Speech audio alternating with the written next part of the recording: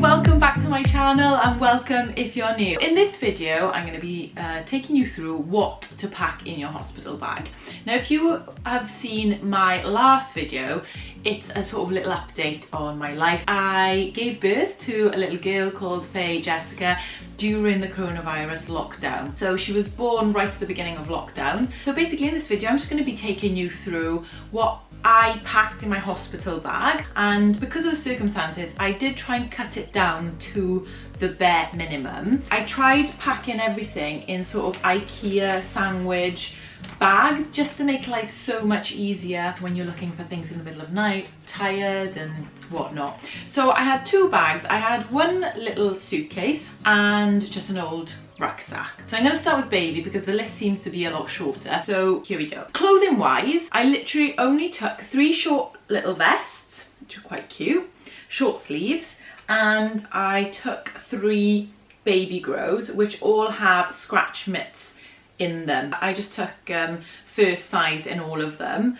which was a bit risky. I mean, luckily enough, my baby fitted in all of them, but you may want to sort of pack different sizes just to make sure that your baby does fit in them. I did also pack one of my favourite other baby grows with little ducks on it to go home in. I never even got a chance to put her in it. My partner wasn't allowed into hospital when I gave birth on the day I was leaving, so he had to wait outside of the hospital. So I was so eager to get out of the hospital, I just left with one of the baby grows that she had on. But I did put a little cute one in, but again, wasn't necessary. 3 was plenty. I think I used just 2 baby grows out of 3. And I did pack a really cute going home coat. This was way too big. This was 0 to 3 months and she was sinking in it, so I never ended up using that. I ended up just wrapping her up in a nice blanket. So this is another essential, really nice soft blanket. I got this one from Asda and it's lovely. I still use it all the time. Other lifesavers were muslins.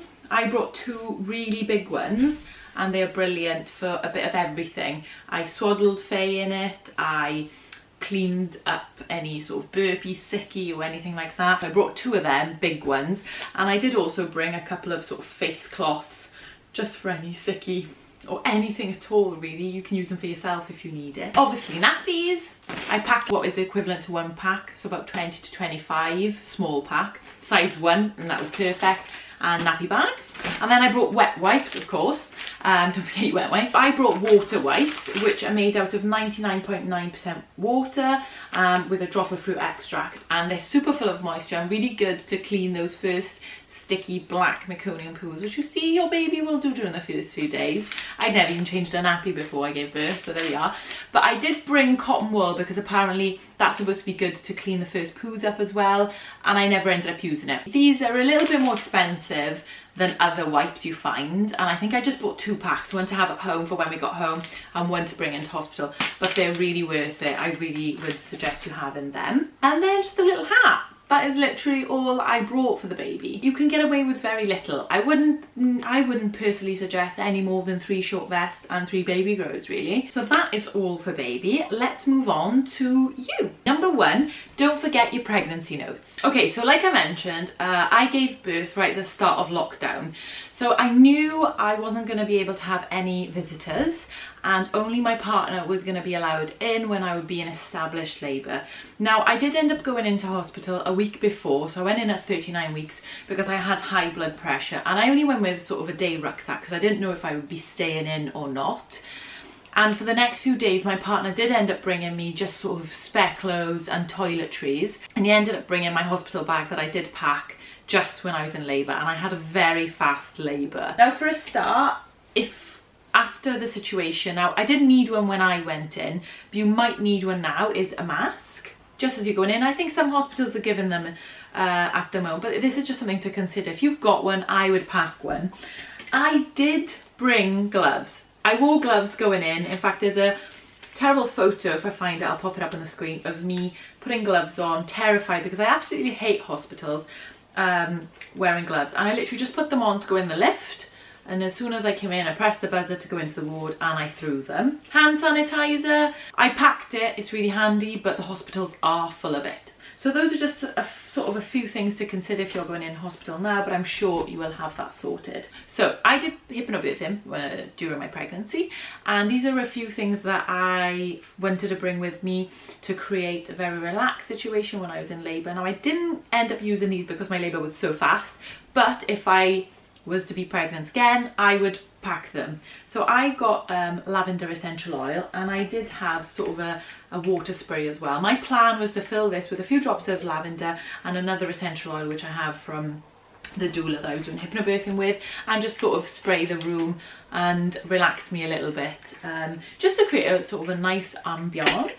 I also brought fairy lights with me, again just to create a nice lovely relaxing environment. One of my essentials for labour, I mean, you want to have a water bottle with you anyway in hospital, because I was really thirsty all the time, but for labour I would really recommend getting a straw. Now I've got one of these super long straws that just gives you the chance that when it's in, you just make sure that it's long enough and just give it a cut. This was brilliant during labour. My partner was able to give me a bottle in whatever position I was to drink, because you must remember to keep fueled whilst you're in labour. Maternity pads, you want big maternity pads, do not forget these. You're going to be changing them very often when you're in hospital. I had about a pack, and I had some extra massive maxi nights as well. I also have, but I haven't got any to show you, maternity briefs. So they look like paper pants that you can find, I think, in Boots or other shops. Have a look at them. They were quite good as well to have whilst you were in hospital, because you go through them so fast. You then want really big granny pants. Nothing exciting. I think I got these from Primark, something cheap that was just comfortable to fit a huge maternity pad. I then put my toiletries, just all my shampoos, shower gel, conditioner, all in little travel dispensers, toothbrush, toothpaste. I did pack earplugs. I did end up having my own room postpartum, which was really lucky. But you might want to pack them in if you've got to stay the night as well. And eye masks, because you might struggle with the lights in the hospitals. They can be quite bright. A moisturiser, I just put in, this is sort of a face and body for after giving birth if you just want to moisturize yourself, and lip balm. I ended up taking a dressing gown, like an old one, but I never ended up using it. Instead you can just bring like a cardie, but it's up to you. If you're a massive fan of dressing gowns, I just wore the cardie all the time, and I only ended up using this once because my partner took my cardigan home by mistake and I was a bit cold. I brought two nighties, both with buttons down the front because I was planning on breastfeeding. This is like a nice stretchy material, and yeah, buttons down the front because it's brilliant if you are breastfeeding, and even just to have skin to skin, you don't have to stay there and take your top off and whatnot. Comfy bed socks, snacks, because that's the first thing I asked for after I give birth as well. So snacks and comfy bed socks. I was really hungry and thirsty. Comfy clothes to put on after you've given birth or to go home in. I just had like one nice baggy t-shirt and baggy joggers.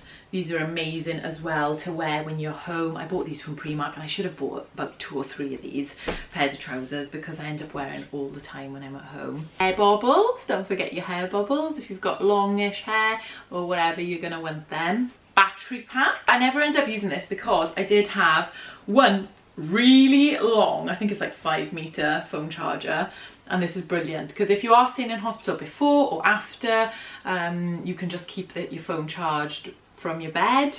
I had my AirPods, so wireless headphones, which were brilliant when I was on my own.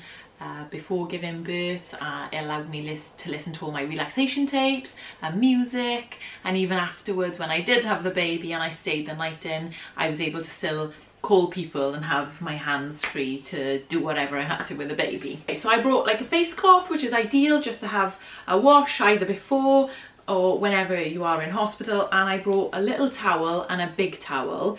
I did end up using these during the few nights stay in hospital before I gave birth, but the day I gave birth they gave me towels. So it's always nice to have your own, but if you haven't got any space or if you're short of space, they will give you a towel in hospital. At least they did in my hospital.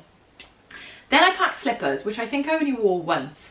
These are cheapy slippers. These aren't the kind of slippers I would normally buy, but I bought them from Primark for just a couple of pounds, and I just wore them once. I don't know if I'd pack them again, but I would definitely pack flip-flops. Again, these were like 90p. Absolutely brilliant. I wore them all the time, every time, and they're good to have a shower in, they're good to clean off easily. So yeah, definitely pack flip-flops. With regards to bras, I did bring in a nursing bra, although I never ended up using it.